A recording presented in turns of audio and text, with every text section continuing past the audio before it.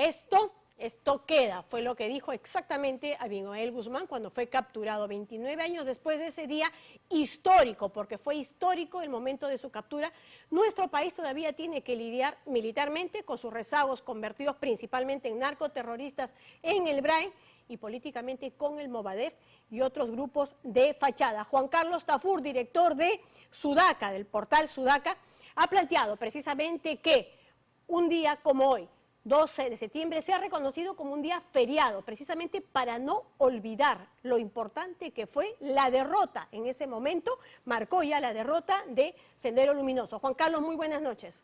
Rosana, ¿qué tal? ¿Cómo estás? Yo creo y soy un convencido de que así como se conmemoran actos de heroísmo que significaron derrotas militares, como Grau o Bolognesi o festividades religiosas, el Perú necesita conmemorar con todos los honores que se merece la gran victoria militar, civil y social, amenaza democrática que hemos sufrido en las últimas décadas y quizás en toda nuestra historia republicana con la actuación genocida de Sendero Luminoso. La gente tiene que darse cuenta del inmenso peligro en el que estuvimos inmersos de dejar de ser una sociedad democrática y terminar siendo una dictadura comunista al estilo Camboya bajo el mandato de Pol Pot. Ese era el proyecto senderista y el proyecto de Guzmán. Y ese proyecto fue derrotado democráticamente con las armas de la ley y de la judicatura por el Perú y por sus militares, por sus policías y por los civiles que nos enfrentamos a esa amenaza sin ningún empacho y sin ningún temor. Ese acto histórico yo creo que merece ser recordado permanentemente, más aún si tomamos en cuenta hoy en día el olvido lamentable de las nuevas generaciones de esos hechos y la situación actual que vivimos, en las cuales vemos como remanentes de Sendero Luminoso, disfrazados bajo el manto del Movadef, del FENATE, o bajo el mando militar en el Brain, todavía superviven en la sociedad peruana. Por eso, pero ¿por qué 29 años después estamos teniendo que plantearnos precisamente este reconocimiento? ¿Qué pasó en estos 29 años que no le dimos la importancia que merecía? ¿Por qué hemos tenido que llegar a esta situación? Movadef, FENATEP, ministros vinculados al senderismo, apologistas de primer ministro, para tener que empezar a reflexionar sobre este hecho. Yo creo que en gran parte porque olvidamos de celebrar lo que fue una gran victoria, se convirtió en una derrota por culpa de la judicialización, en algunos casos merecida, de fuerzas del orden que se excedieron en sus quehaceres contra el terrorismo, pero que terminaron ensombreciendo lo que fue una gran victoria que se debería celebrar. No hay ninguna avenida, ninguna calle, o hay algunas muy pocas con nombres de héroes militares o héroes civiles que se enfrentaron a Sendero.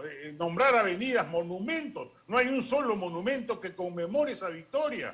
Y eso en general representa un olvido histórico que el Perú psicológicamente, quizás por no recordar el horror, lo ha desplegado, pero que a la postre ha generado las consecuencias funestas que hoy vemos con remanentes de Sendero reapareciendo y accediendo al poder político principal, a Palacio de Gobierno, nada menos. Eso es producto de ese olvido histórico que creo yo con un gesto simbólico como es el de decretar feriado nacional para conmemorar todos los años la captura de Abimael Guzmán y la derrota de Sendero, porque Sendero, al ser una organización jerárquica y cerrada, y ahí basada su fortaleza, también constituía su debilidad. Entonces, capturado el cabecilla, cayó como un castillo de naipes.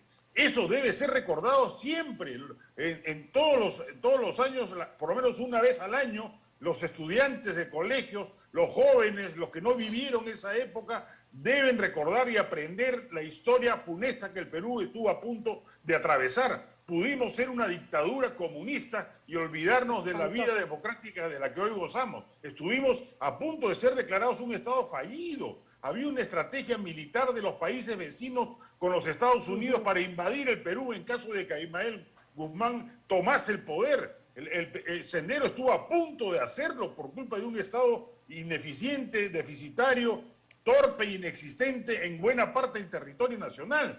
Y a pesar de eso, con inteligencia y capacidad judicial y democrática, derrotamos a ese gran enemigo, lo que otros países no han podido hacer sino en 30 o 40 años o firmando compromisos de paz claudicantes. El Perú lo logró en un acto ejemplar e histórico.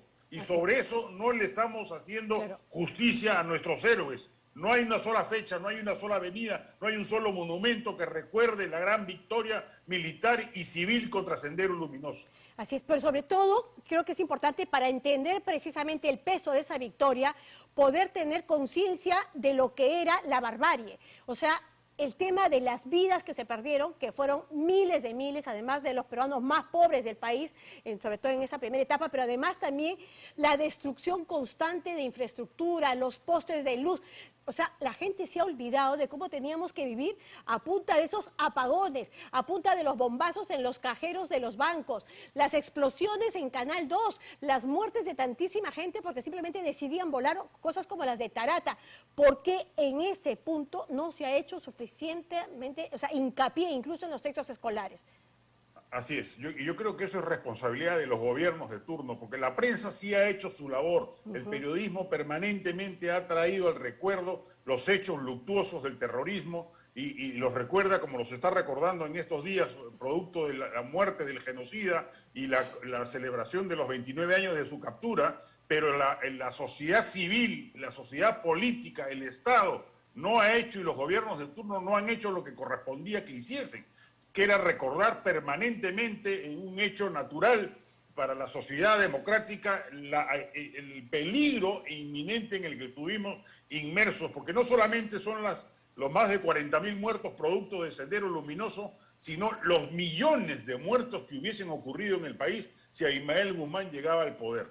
Esa amenaza fue derrotada con las armas de la ley. El señor Guzmán fue sentenciado en un juicio justo, autorizado o refrendado internacionalmente por organismos de derechos humanos. Esa gran victoria merece ser conmemorada con mayor hondura y con mayor altura. Y eso requiere, yo creo que sería simbólico que el Perú decretase un feriado nacional los 12 de septiembre para recordarlo. Así es, sumamente importante, estoy de acuerdo contigo, pero también hay un tema de hacer un trabajo incluso internacional. Hemos visto algunas de estas crónicas que han informado en el exterior respecto a la muerte de este genocida. Y en muchos de ellos lo trataban en verdad como el guerrillero, el hombre que se levantó en armas. Incluso en eso hemos estado fallando. Así es, así. En general el Estado peruano ha fallado históricamente en el manejo de la situación post-derrota de Sendero Luminoso. Hemos perdido la batalla ideológica, por eso ha resucitado el Movadef, por eso vemos a Sendero infiltrado en el magisterio, por eso vemos a Sendero infiltrándose en el poder político hoy en día, con varios ministros acusados de ese delito, y se está normalizando esa situación como si fuese un hecho común y corriente. Y por eso, dicho sea de paso, yo creo que es importante que el gobierno o el Ministerio Público o a quien corresponda legalmente maneje el tema de los restos de Guzmán con la propiedad política del caso. No se puede generar una situación en la cual se le rinda veneración o culto posterior a su muerte. Debe encontrarse una fórmula por la cual sus restos deban ser escondidos, esparcidos, diseminados, de tal manera de no generar un ritual o un hito histórico que sirva a las huestes de Guzmán hoy vigentes para alimentar o retroalimentar la barbarie marxista, leninista, maoísta que quiso perpetrar en el Perú. Así es, una ponderación de derechos, ¿no es cierto? En el que tiene que pesar por sobre todo el bien común y además también aquí tiene que haber una posición desde el Ejecutivo y también del Ministerio Público. En eso sí creo que estamos clarísimos.